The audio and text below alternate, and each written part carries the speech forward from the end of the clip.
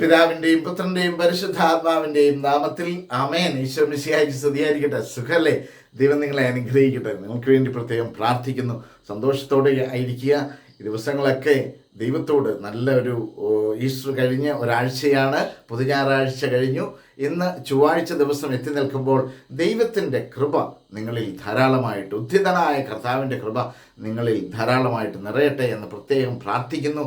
പ്രിയപ്പെട്ട സഹോദരങ്ങളെ, ഇന്ന് പഠിക്കുന്ന വചനം വിശുദ്ധ യോഹന്നാൻ ശ്ലീഹ എഴുതിയ സുവിശേഷം 15-ാം അധ്യായം അതിൻ്റെ 7-ാമത്തെ വചനമാണ്. നമ്മൾ പല പ്രാവശ്യം കേട്ട് മനനം ചെയ്ത് ധ്യാനിച്ച ഒരു വചനമാണ്. നാം കേട്ടിട്ടുള്ളതാണ്, കേൾക്കാൻ ആഗ്രഹിക്കുന്ന ഒരു വചനമാണ്. നല്ല ഒരു വചനം. ആ വചനം ഇങ്ങനെ പെട്ടെന്ന് പഠിക്കാവുന്നതാണ്. ഒരുപക്ഷെ എല്ലാവർക്കും അറിയാവുന്ന ഒരു വചനമായിരിക്കാം. വിശുദ്ധ യോഹന്നാൻ ശ്ലീഹ എഴുതിയ സുവിശേഷം 15-ാം അധ്യായം അതിൻ്റെ 7-ാമത്തെ വചനം. അതിങ്ങനെയാണ് പറയുന്നത്: നിങ്ങൾ എന്നിൽ വസിക്കുകയും എൻ്റെ വാക്കുകൾ നിങ്ങളിൽ നിലനിൽക്കുകയും ചെയ്യുന്നെങ്കിൽ ഇഷ്ടമുള്ളത് ചോദിച്ചുകൊള്ളുക. അപ്പം കണ്ടീഷനുണ്ട്. നിങ്ങൾ എന്നിൽ വസിക്കണം, എൻ്റെ വാക്കുകൾ നിങ്ങളിൽ നിലനിൽക്കണം. ദൈവവചനം എന്നിൽ നിറയുമ്പോൾ നമുക്ക് ചോദിക്കേണ്ട ചില കാര്യങ്ങളുണ്ടാവും. ദൈവവചനം നിറയുമ്പോൾ, ദൈവമകനാകുമ്പോൾ, ദൈവത്തിൻ്റെ സ്വന്തമായി കഴിയുമ്പോൾ, നമ്മൾ ഇന്നലെ പഠിച്ചില്ലേ, വാഗ്ദാനം അനുസരിച്ച് കർത്താവിനെ അനുഗ്രഹിക്കും. അത് ദൈവത്തിൻ്റെ സ്വന്തമായി മാറുമ്പോഴാണ് കേട്ടോ.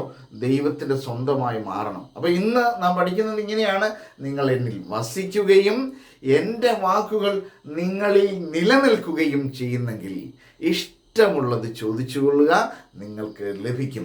ഇഫ് യു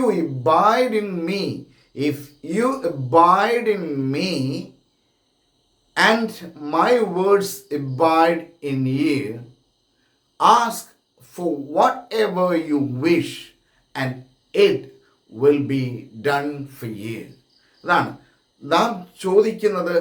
ദൈവേഷ്ടപ്രകാരം, അതായത് ദൈവത്തിൻ്റെ വാക്കുകൾ എന്നിൽ നിറയുമ്പോൾ ഞാൻ ദൈവത്തിൻ്റെ ഇഷ്ടപ്രകാരമേ ചോദിക്കൂ.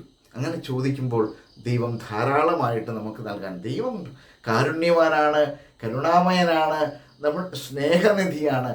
എന്നെ വ്യക്തിപരമായി സ്നേഹിക്കുന്ന ഒരു ദൈവം, എൻ്റെ ആവശ്യങ്ങൾ അറിയുന്നവനാണ്. അപ്പോൾ ദൈവത്തിൻ്റെ വാക്കുകൾ എന്നിൽ നിലനിൽക്കണം, ദൈവവചനം എന്നിൽ നിറയണം. അപ്പോൾ ഇഷ്ടമുള്ളത് ചോദിക്കാൻ കർത്താവ് കൃപ തരും. ചോദിക്കുമ്പോൾ അത് ധാരാളമായിട്ട് ദൈവം നൽകുകയും ചെയ്യും. അത് പരിശുദ്ധാത്മാവിനെ ചോദിക്കാനുള്ള ഒരു കൃപയായിരിക്കും. അതുകൊണ്ട് നമുക്ക് ദൈവത്തിൻ്റെ സ്വന്തമായി മാറും. ഈ ലോകം തരുന്നതൊന്നും അല്ലെന്നേ, അത് കുറേ നാളെ നിലനിൽക്കും. പക്ഷേ പരിശുദ്ധാത്മാവിനെ ചോദിക്കണം, പരിശുദ്ധാത്മാവിൽ നിലനിൽക്കണം. ദൈവം അനുഗ്രഹിക്കട്ടെ. ആമേൻ.